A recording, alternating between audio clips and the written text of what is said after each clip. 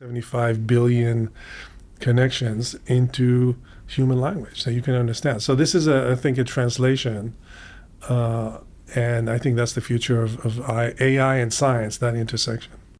Yeah, it's really been incredible to see these new tools. It does feel like, I mean, for the last few years, we've been seeing AI do more and more impressive things, but the last 12 months has felt particularly accelerated. It feels on the outside of this world like we're on the cusp of something, like something is changing in our society with AI potentially becoming truly integrated in the way we use it in everyday life. That's how it feels from the outside, but as someone working in this field, are we getting too sensationalist about these new technologies that are coming online? I would say on the contrary.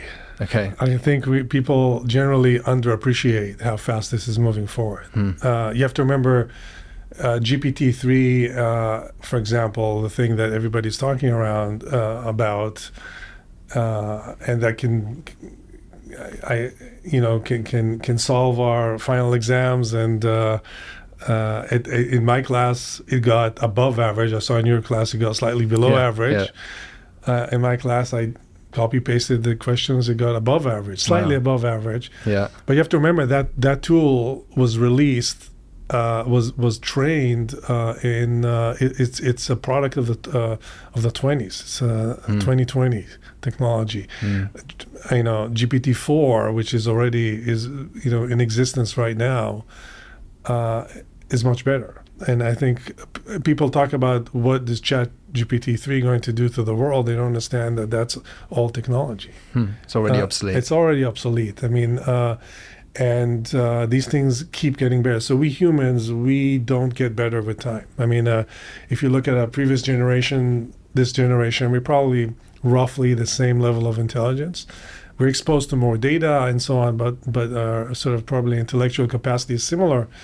Whereas these systems keep improving literally exponentially. And so I think people don't appreciate what it's going to be like in 5 years, in 10 years. And does this scare you? Do you feel, a lot of people might feel uneasy about living through such a potentially dramatic transformation? As someone, as you are one of the architects of this transformation, do you ever at night think maybe I shouldn't be doing this? Well, I'm watching the videos on this channel and thinking there's a lot of similarities between seeking extraterrestrial life and this endeavor. So, if somebody told you, okay, if you go on there, do this thing, you are going to meet an extraterrestrial intelligence. Do you want to do this? And the same thought that Sure. would go through your mind is what I'm thinking, except that I think whereas because it really is another intelligence. It is another intelligence, yeah. and would you do that? I think the answer is of course. You would hit that button and say open the door, right?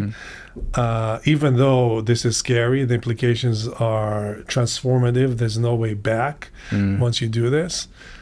But how can you refuse this? I mean, again, I think the benefits far outweigh the risks of having this kind of tool, this kind of intelligence to work with. But absolutely, this is something. This is not a trivial moment.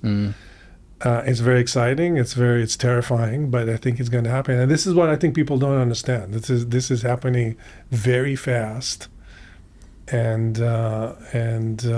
it's going to be a pivotal moment in human history. Human history. People have written about this as the singularity in the terms of sort of computational, Kurzweil, in terms of stuff in computational singularity of intelligence, and I think that's really we're getting close to it.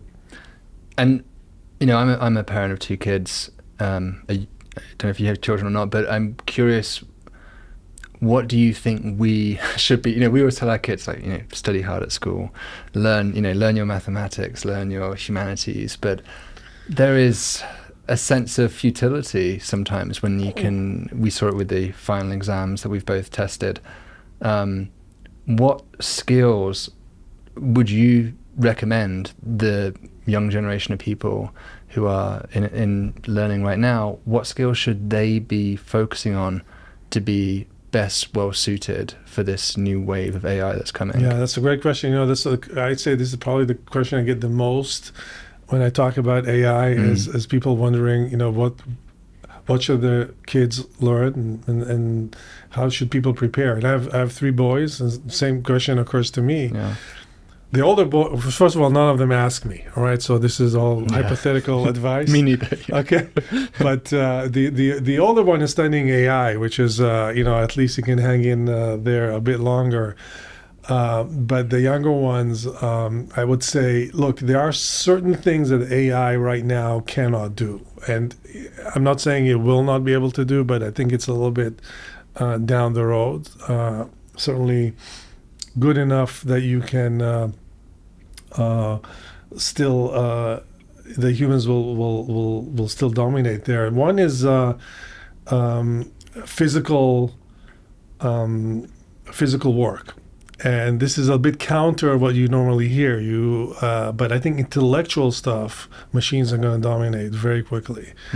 But when it comes to physical stuff, so the robotics is behind. The robotics software. is very much behind. So an AI can drive your car tomorrow, but when your car breaks down, it's going to be a human fixing it. I can't imagine a robot crawling around fixing a car. It's not a satisfying answer. But plumbers are going to have jobs for a long time. I mean, here in Manhattan, a plumber already makes per hour more than a software developer. Yeah.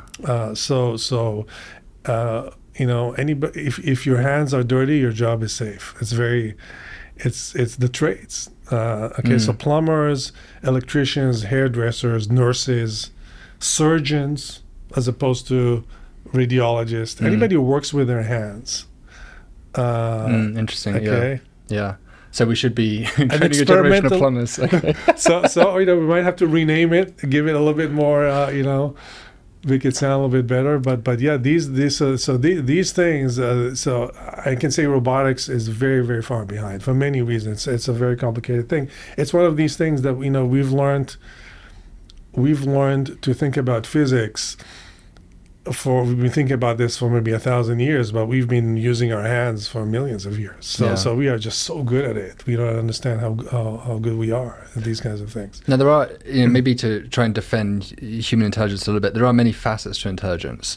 There's emotional intelligence, which you might imagine being something more challenging for a machine to duplicate as convincingly. And another one, maybe come back to the Eureka thing a little bit, is seeing generalization, unification across fields. You could, Maxwell kind of famously did this with electromagnetism. He saw, there was certain equations that governed electric fields that were similar to magnetic fields, and he was able to connect the dots and realize it was Maxwell's beautiful equations which unify electromagnetism. And of course, physics is generally on a quest of unification, trying to understand things. Is that something that, it seems like obviously Eureka is not at that stage yet, but are there aspects, maybe that's a bad example, but are there aspects of intelligence that you think will be particularly challenging for, whether it's some form of creative expression, some emotional intelligence, generalization? Are there aspects that it will struggle with? The physical work is the one thing. The other thing that I wanted to mention is exactly that, is that emotional connections with humans. So so this is a place where we have an unfair advantage as humans, and when I use that unfair advantage is that it's easier to connect with another human if you are a human. You have a lot of shared background. I can sort of I can make this a very simple assumption that the pain you feel I can feel the same kind of pain. And we probably feel the same kind of pain. We feel the same kind of joy. We probably have the same internal architecture.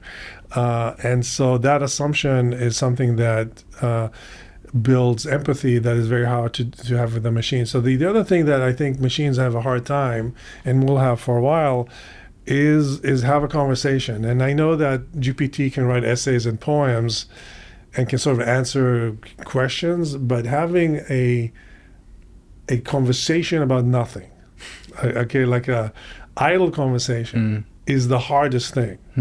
I mean, it involves So small talk, basically. small talk. Yeah. It involves rapid understanding of things, taking in cues, body language, eye contact, emotion, shared background, humor. I mean, there's so many channels at the same time, all being processed very, very rapidly, and require a ton of intelligence. Again, this is not normally what you associate with intelligence, but again, it's because we are so good at it, we don't appreciate it. But having a conversation, not again a lecture about some topic where you've rehearsed and it's a one-way street, but a back and forth, rapid conversation, unprepared, spontaneous, not something you can look up data and regurgitate, but you have to sort of respond. I mean, So podcasting is the future of a career. So exactly. So that kind of thing, I think is going to be very hard for machines to do for many reasons, and it brings in all these extra emotional intelligences that